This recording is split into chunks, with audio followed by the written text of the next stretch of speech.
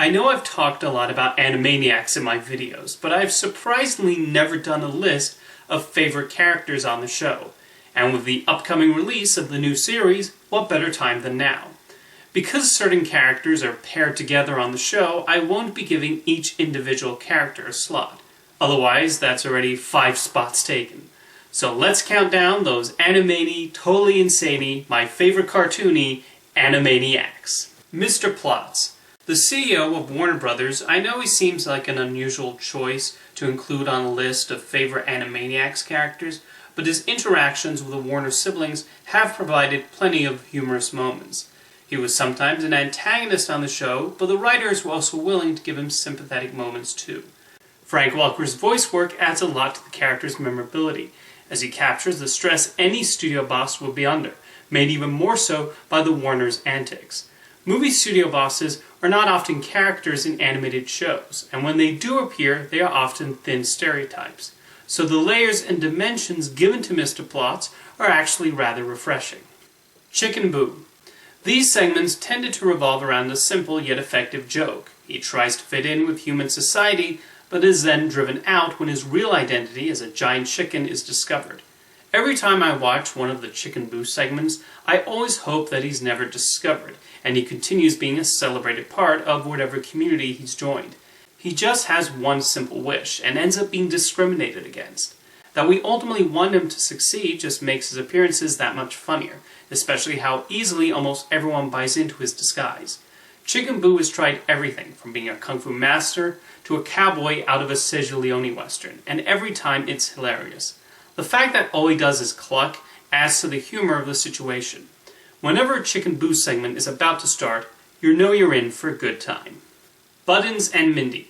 The pairing of a little girl with her dog seems like a recipe for sweetness. Instead, the Animaniacs writers turned Buttons' need to protect Mindy into a nightmare for that pooch. Mindy's curiosity of the world around her is certainly endearing, with Nancy Cartwright bringing an incredible amount of joy with every line reading. Meanwhile, Buttons just ends up with one bad thing after another happening to him, often to hilariously cartoony extremes. Most other dogs might just grow tired of it all, but Buttons remains loyal. So there's an oddly heartwarming element to their relationship. Buttons and Mindy almost did not make the show, but Steven Spielberg's daughter immediately took a liking to them, saving them a trip to the bin and allowed them to prosper. Minerva Mink. This was a character with a lot of promise who unfortunately only got the starring role in 2 cartoons, although she did make occasional appearances afterwards. Created by Paul Dini, who was also responsible for Harley Quinn in Batman the Animated Series, Minerva nonetheless made a memorable impression. Even though the main joke was about how the male animals who meet her cannot control themselves, there was a lot more to her than just her figure. The episode Meet Minerva shows her smarts as she messes with a hound trying to hunt Minerva, only to end up smitten with her. Julie Brown also deserves praise for her vocal performance, as she captured the character's wild side as well as her less admirable traits.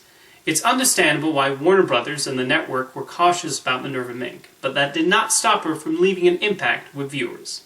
Dr. Scratchansniff. The Warner psychiatrist, the writers definitely came up with a lot of hilarious situations as he deals with his patients. As voiced by Rob Paulsen, we see him trying his best to be a good doctor, but it's never a simple day when meeting the Warners. The relationship that grows between them is nice to see, as the Warners do grow to respect Dr. Scratchansniff. They even see him as a father figure in a few cartoons, most notably the theatrical short I'm Mad. Despite the ways they annoy him, Dr. Scratchansniff does not stop being fascinated by them.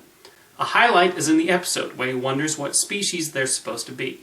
Even as we're laughing at him, there are still parts where one can't help but feel bad for him.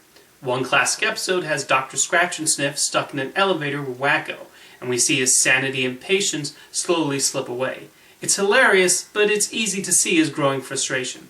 He has a complicated relationship with his clients, but I think he does care about them in the end. Rita and Runt. This dog and cat duo may seem mismatched, but they actually work really well together. Frank Welker brings a likability to Runt, although it's Bernadette Peters as Rita who becomes the standout of these segments. She proved such a perfect fit for this cat who is desperately in search of a home, and the writers did not waste Peters' talents, as she often sings a song in every episode. Animaniacs did not often go for drama or sentiment, so the songs where Rita sings her heart out help them stand out from other segments. The stories they were given were always entertaining, with highlights including a Frankenstein parody and even an entire episode inspired by Les Miserables. Rita and Runt were not utilized so much in later seasons, but their presence was always welcome. The Goodfeathers. A parody of the Martin Scorsese gangster picture Goodfellas, the pitch must have been wild. While obviously based on Ray Liotta, Joe Pesci, and Robert De Niro, Squid, Pesto, and Bobby did become solid characters in their own right. So even if you've never seen Goodfellas, like I certainly did not when I was a child, these pigeons were still very funny. One of the best running jokes comes from Pesto getting constantly annoyed at Squid's compliments. This was obviously derived from Pesci's "Do I Look Like a Clown" bit, but that did not stop it from being funny. Of course, after seeing Goodfellas, one does appreciate the references to not only that movie, but other movies in Scorsese's filmography. The Goodfeathers, being cartoon pigeons, allow the writers to make fun of New York stereotypes while still being appropriate to a family audience. And I certainly cannot look at pigeons without imagining them talking like movie mobsters. Shout out to Maurice LaMarche, John Mariano, and Chick Venera for their excellent voice work too. Slappy Squirrel. The idea of an elderly cartoon character is such a brilliant concept, and Sherry Stoner, who created and voiced her, found so many clever angles to explore this. She shows that no matter their age, any cartoon character can handle a stick of dynamite, and some of her funniest appearances have her counteracting her foes. Other classic episodes have her responding to a chipmunk who gets on her case about a soda can and two familiar-looking movie critics. She's also joined on her escapades with her nephew Skippy, which does a good job of portraying the generational gap. And even the Warners would utilize her if the occasion called for it. Sherry Stoner has had many incredible accomplishments in her career, but Slappy remains her greatest work. Pinky and the Brain. Two mice set on taking over the world, the contrasting personalities of the cerebral Brain and goofy Pinky really added to the fun of these segments. Maurice LaMarche deciding to have Brain sound like Orson Welles was an excellent touch, while Rob Paulsen made Pinky into such a delightful fellow. The schemes Brain would come up with were so inventive, especially in the ways he tried to carry them out. Of course, they would often end in disaster, and the writers were so clever in how they would build to that moment of impact. The friendship between the two was well developed, and they would always find new variations on their signature catchphrases. It's no wonder these two would eventually get their own television series, as Pinky and the Brain were too good to be relegated to short segments. And my number one favorite, Animaniacs characters, should be rather obvious at this point. None other than Yakko, Wacko, and Dot Warner. The central figures of Animaniacs, the idea of 1930s cartoon characters being let loose on the modern world was wonderfully thought out, right down to their backstory. There was almost a Marx Brothers-like lunacy in the way they conducted themselves, and they were pretty much unstoppable. The Warners were their most fun when dealing with adversaries and messing with them.